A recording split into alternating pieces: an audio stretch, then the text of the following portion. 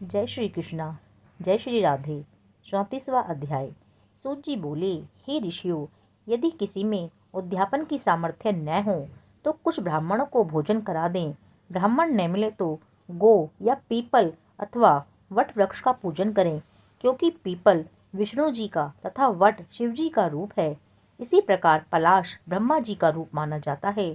यह सुनकर ऋषियों ने पूछा, हे सूत जी, ब्रह्मा, विष्णु तथा महेश वृक्ष भाव को किस प्रकार प्राप्त हुए, यह बताने की कृपा करें। तब सूत जी ने कहा, हे ऋषियों, किसी समय शिव पार्वती एकांत में विराजमान थे।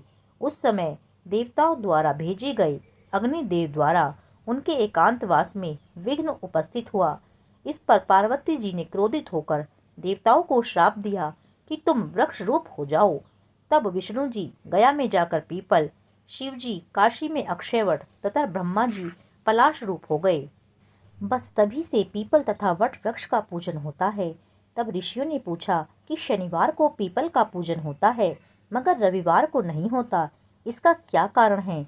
सूत जी कहने लगे, हे ऋषियों, समुद्र मंथन के समय जब 14 रत्नों में से कौस्तुभ मणि तथा लक्ष्मी जी को प्राप्त करने के बाद विष्णु भगवान लक्ष्मी जी से विवाह करने लगे, तब लक्ष्मी जी ने भगवान से प्रार्थना की कि मेरी एक बड़ी बहन दरिद्रा अविवाहित है, पहले उसका विवाह होना चाहिए।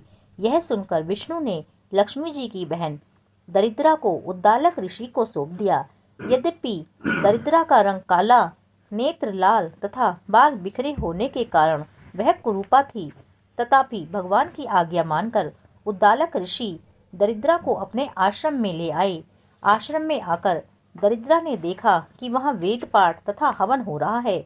यह देखकर उसने मुनि से कहा, मैं ऐसे स्थान में रहने के बजाय उस स्थान में रह सकती हूँ जहाँ चोरी, जारी तथा ब्राह्मणों का अपमान होता हो।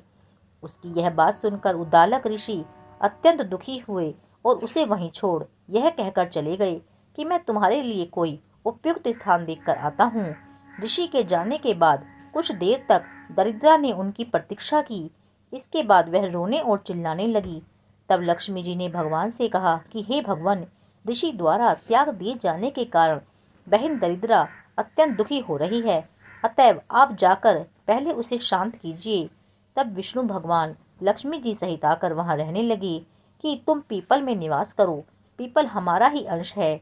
जो कोई कार्तिक सुदी पूर्णिमा को पीपल का पूजन करेगा वह तुम्हें प्राप्त होगा और उसके यहाँ लक्ष्मी का वास होगा।